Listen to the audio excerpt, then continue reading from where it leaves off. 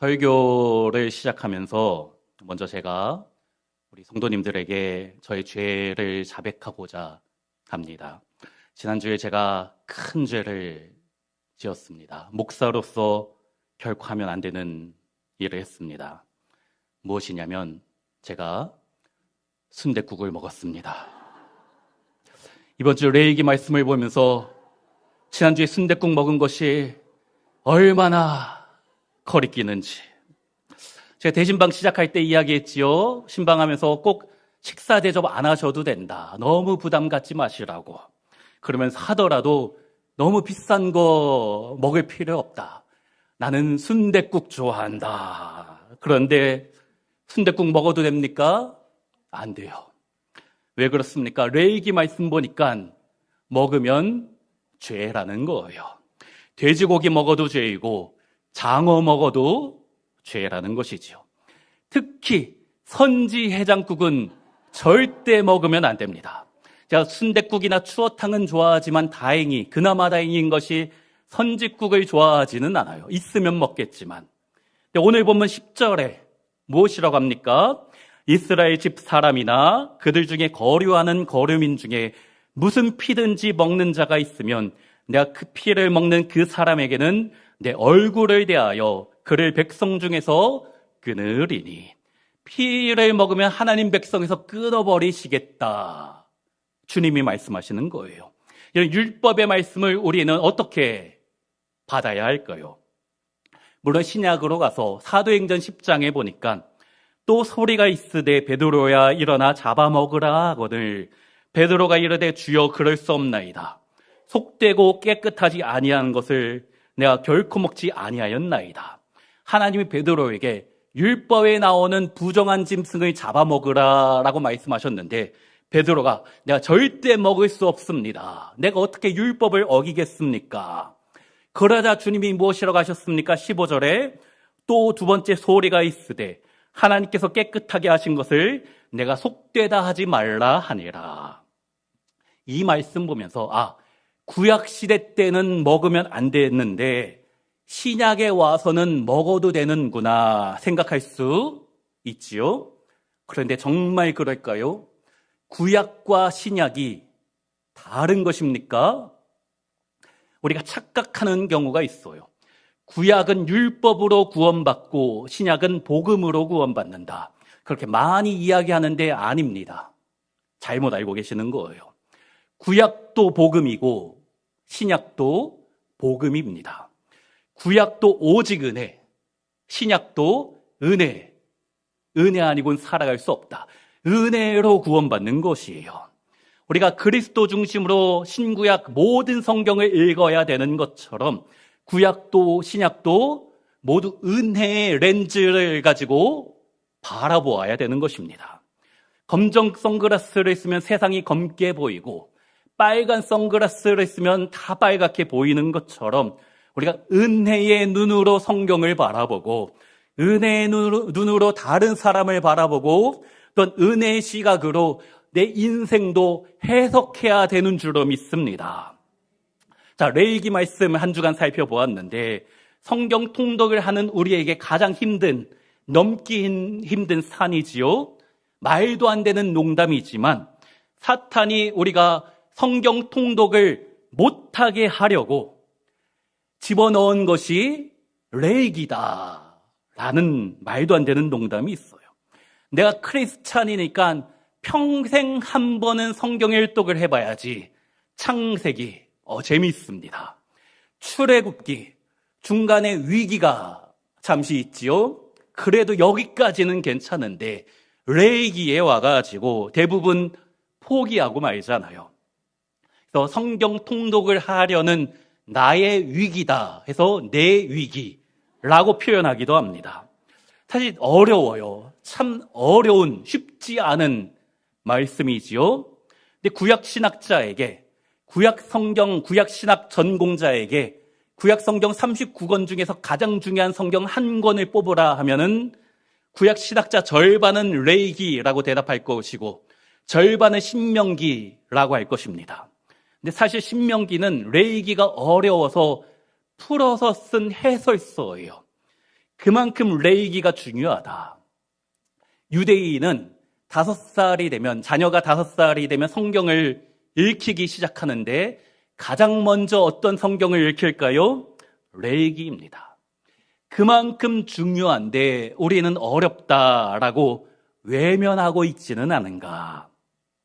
어렵다 하지 말고 은혜의 시각으로 우리 말씀을, 레위기를 살펴보면 예수님의 피가 뚝뚝 떨어지는 은혜의 현장에 가게 되는 것이에요. 자, 율법이 어떤 것입니까? 248가지의 뭐뭐 하라라는 계명과 365가지의 무엇 하지 말라라는 계명으로 나뉘어지지요. 어떤 것은 꼭 해야 되고 어떤 것은 절대 하면 안 된다. 그렇게 우리가 율법을 행위적인 관점으로 바라보기가 쉬운데 그렇지 않아요. 먹는 것에 있어서 어떤 것은 정결한 짐승이니까 우리가 먹어도 되고 어떤 것은 부정한 것이니까 먹으면 안 된다.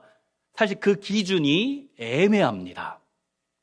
여러 가지 주장이 있는데 생태학적으로 우리 인간이 먹으면 몸에 좋은 것을 하나님이 정결하다, 먹어도 된다라고 하셨고 우리 인간이 먹으면 좋지 않은 것을 부정하다, 먹지 말라 하셨다고 생태학자는 그렇게 판단하기도 합니다. 그래서 고기를 피째 먹으면 몸에 좋지 않으니 하나님께서 먹지 말라 하신 것이다. 저는 스테이크 먹을 때 핏기가 살짝 사라지려고 하는 미디움 레어를 좋아하는데 성경에 의하면은 바짝 익힌 웰던만 먹어야 되는가 라고 생각하기가 쉬운 것이지요. 이것이 건강의 문제인가? 곱창, 대창, 막창 맛은 있지만 우리가 알잖아요. 건강에 좋지 않다. 그래서 하나님이 먹지 말라고 하셨다. 듣고 보면 그런 것 같기도 한데 장어는 어떻습니까? 몸에 좋다고 우리가 생각하는데 성경은 부정하다, 먹지 말라 하시는 거예요. 기준이 애매합니다.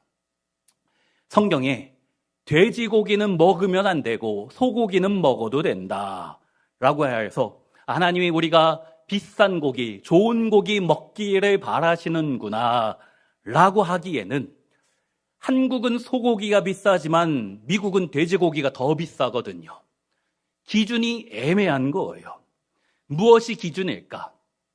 어떤 짐승이 정결하고 어떤 짐승이 부정한 것인가? 그것은 그냥 하나님이 그렇게 말씀하시면 기준이 되는 것입니다. 에덴 동산에 있는 선악을 알게 하는 나무, 우리가 일명 선악과 먹지 말라고 하셨는데 수많은 에덴 동산의 수많은 나무 중에 특별히 그 중앙에 있던 그 나무만 특별한 능력이 있던 것이 아닙니다. 그 나무 자체가 특별한 것이 아니고 하나님이 그렇다, 저것을 먹지 말라라고 하신 말씀에 그 말씀 자체에 순종하는가 불순종하는가 그것 자체가 중요한 것이지 나무가 중요한 것이 아니라는 거예요. 하나님 말씀이 기준이 되는 것입니다. 우리 율법하면 이런 것은 해야만 하는 것이고 이런 것은 하면 안 된다라는 행위와 행동의 관점으로 살펴보기 쉬운데 사실은 주님이 원하시는 것이 무엇인가? 우리 은혜 베푸시는 것, 더 우리가 구약도 율법도 은혜의 관점으로 바라보아야 된다. 그래야지만 하나님이 우리에게 율법을 주신 참된 의미를 발견할 수 있는 것입니다. 하나님은 우리에게 율법을 은혜로 주셨습니다. 믿으십니까? 구약 성경은 다 은혜입니다. 그런데 갈라디아서 3장 11절에 하나님 앞에서 아무도 율법으로 말미암아 의롭게 되지 못할 것이 분명하니 이는 의인은 믿음으로 말미암아 살리라. 신약 성경에서 사도 바울이 복음과 율법을 대조하면서 율법으로는 의롭게 되지 못한다라는 말씀을 우리가 생각하면서 율법은 안 좋은 것이구나 라고 오해하는 경우가 많이 있습니다. 그렇지 않아요. 율법은 은혜입니다. 은혜로 주시는 거예요. 레위기 12장 2절부터 보면 이스라엘 자손에게 말하여 이르라. 이 여인이 임신하여 남자를 낳으면 그는 2일 동안 부정하리니 곧 월경할 때와 같이 부정할 것이며 8째 날에는 그 아이의 포피를 뵐 것이요 그 여인은 아직도 33일을 지내야 산혈이 깨끗하리니 정결하게 되는 기한이 차기 전에는 성물을 만지지도 말며 성소에 들어가지도 말 것이며 여성이 아들을 낳으면 40일 동안 부정하고 딸을 낳으면 80일 동안 부정하다. 그동안에는 부정하니까 더러우니까 성전에 나오지도 말고 다른 사람과 만나지도 말라 라는 이 말씀은 여성을 비하하는 말씀이 아니라는 것입니다. 남편이 그 기간 동안 성적으로 건드리는 것을 막아주는, 보호해주는 말씀이에요. 그 기간 동안 성전에 나오지 말라라는 것은 산후조리할 충분한 시간을 주는 하나님의 은혜이고 배려입니다. 율법을 보면 다른 사람의 재산에 손에 끼쳤을 때 어떻게 할 것인가, 배상에 대한 말씀도 많이 있지요. 누군가에게 손해를 끼치면 4배, 5배 갚으라. 이 말씀 보면서 우리는 하나님 너무하시는 거 아니냐고, 4배나 5배까지 갚아야 되냐, 왜 이렇게 율법을 무섭게 제정하셔서 나를 힘들게 하냐 라고 생각할 수 있지만 그렇지 않아요. 나의 재산을 보호해 주시는 하나님의 은혜입니다. 이 말씀 보면서 나의 재산이 소중한 것처럼 다른 사람도 소중히 여겨야 된다. 생명 존중 사상을 우리에게 말씀하시는 것이에요. 문둥병이나 피부병, 유출병 같은 질병이 나오는 것 역시 하나님의 은혜입니다. 나를 보호하고 우리 공동체를 보호하시는 하나님의 사랑인 것입니다. 아까 읽었던 말씀 레위기 17장 10절에 이스라엘 집 사람이나 그들 중에 거류하는 거류민 중에 무슨 피든지 먹는 자가 있으면 내가 그 피를 먹는 그 사람에게는 내 얼굴을 대하여 그를 백성 중에서 끊으리니, 피를 먹으면 백성 중에서 끊어진다 라는 이 말씀 보면서 하나님 참 무서운 분이시다, 하나님 너무 두렵다, 말 잘 들으면 축복해주고 말 안 들으면 심판하고 심지어 죽여버리는 하나님이시구나, 이렇게 우리 성도님들 중에서도 하나님에 대해서 오해하시는 분이 많이 있습니다. 그렇지 않아요. 우리가 믿는 하나님, 사랑의 하나님, 은혜의 하나님인 줄로 믿습니다. 몇 주 전에 이단 세미나 하면서 조미든 목사님 오셔서 이야기하셨지요. 이단이 쓰는 가장 강력한 무기, 성도에게 두려움 주는 거, 협박하는 거. 너 열심히 안 하면 14만 4천에서 끊어버릴 것이다, 겁주는데, 문제는 교회 안에도 이런 두려움으로 신앙생활을 하시는 분이 간혹 있다는 것이지요. 왜 이런 말씀을 주셨는가? 은혜로 주신 것이다 생각해야 되는 것이요. 오늘 보면 11절 말씀 함께 읽습니다. 육체의 생명은 피에 있음이라.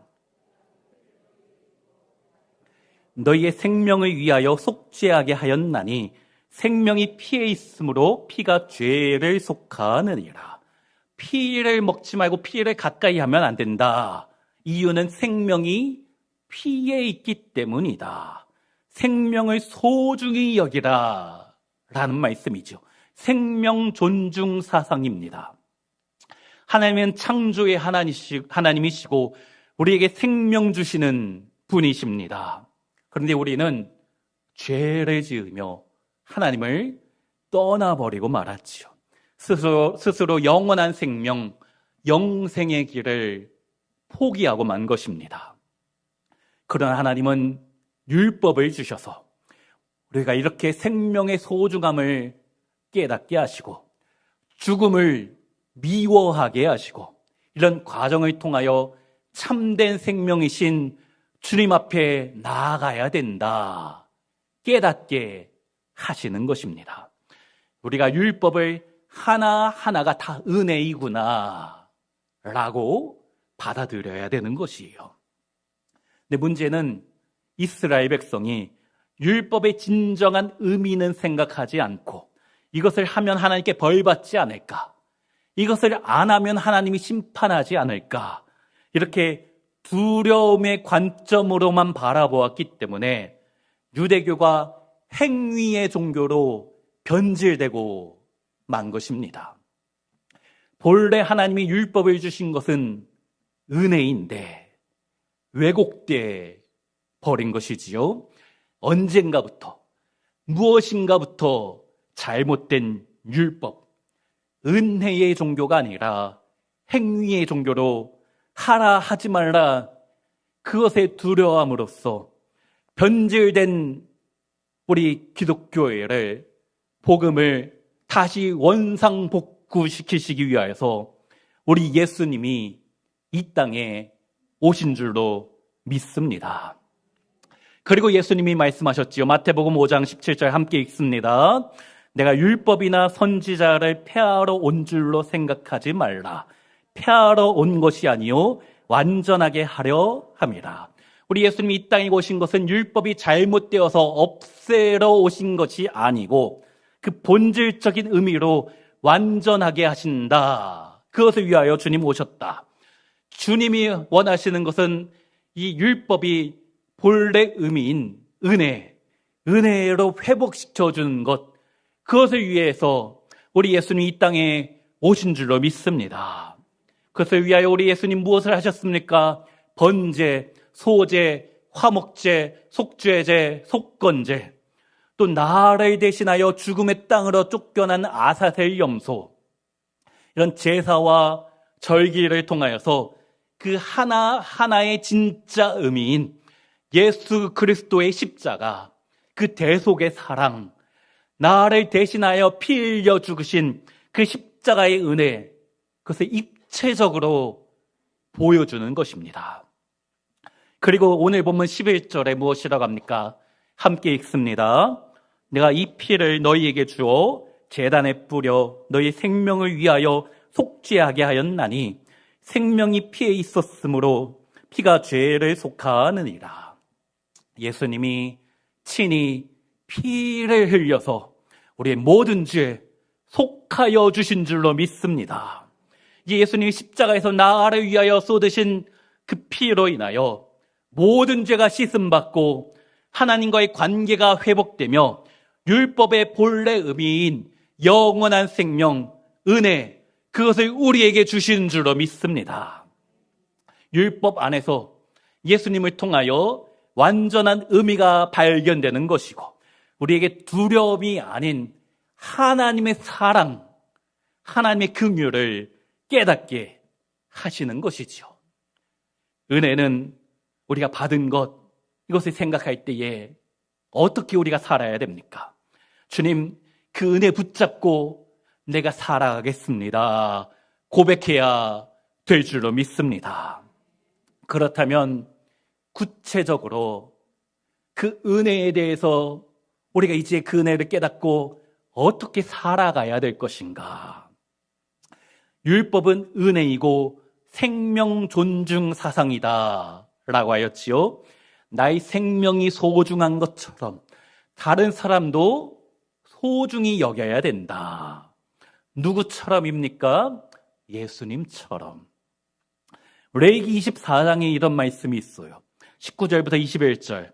사람이 만일 그의 이웃에게 상해를 입혔으면 그가 행한 대로 그에게 행할 것이니 상처에는 상처로, 눈에는 눈으로, 이에는 이로 갚을지라.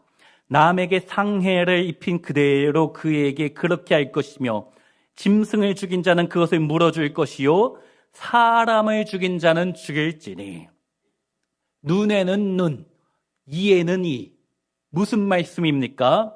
누가 내 눈을 다치게 하여서 한쪽 눈을 멀게 했으면 나도 그 사람 한쪽 눈을 멀게 하면 된다. 너가 내 이빨을 2개 부러뜨렸으면 나도 그 사람 이빨을 2개 부러뜨려야 된다 라는 말씀이지요. 20절 보니까 그대로 그에게 그렇게 할 것이며 내가 당한 그대로 그에게 복수하라. 아, 하나님이 나에게 복수를 허용해 주시는구나. 아닙니다. 은혜의 눈으로 바라보아야 된다 라고 하였잖아요.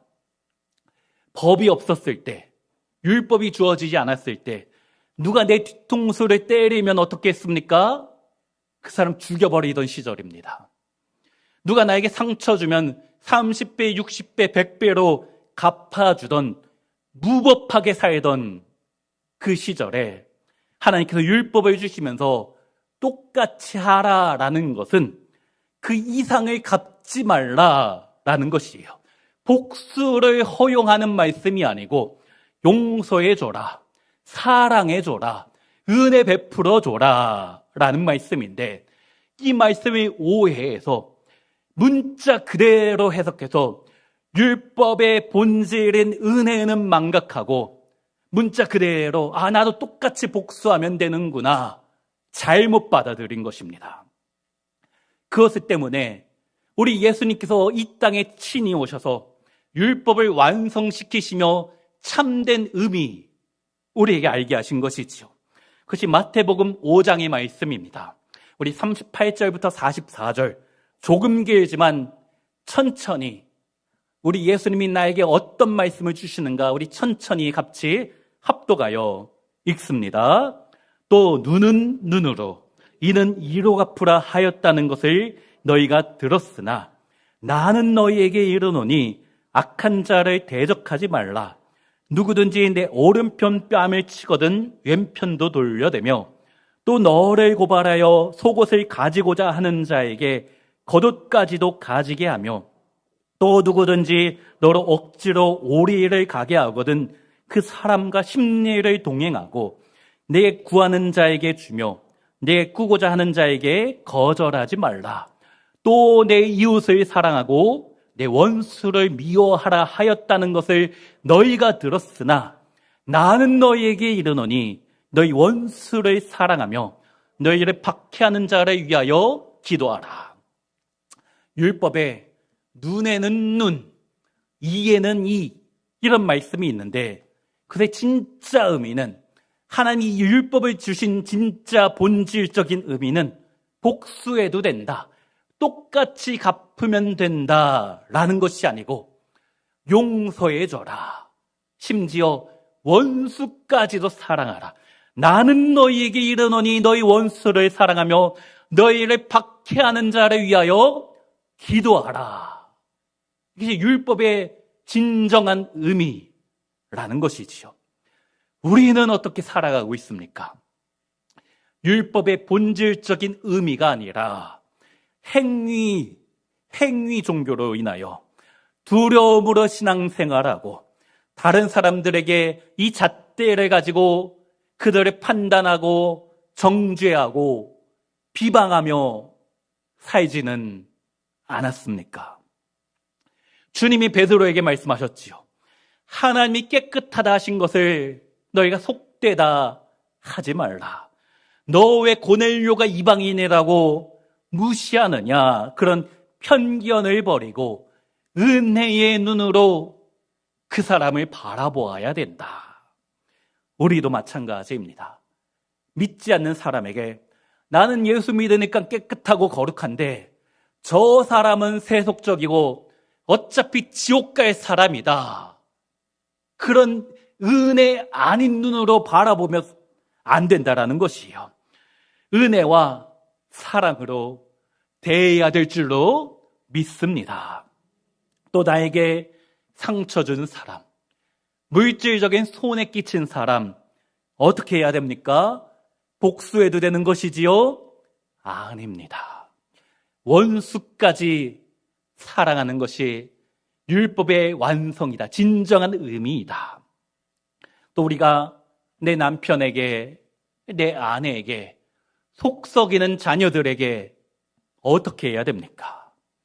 어떻게 해야 됩니까? 우리 나를 힘들게 하고 나에게 상처 주는 사람은 저기 아프리카에 있는 사람이 아니에요. 저 제주도에 있는 사람이 아니잖아요.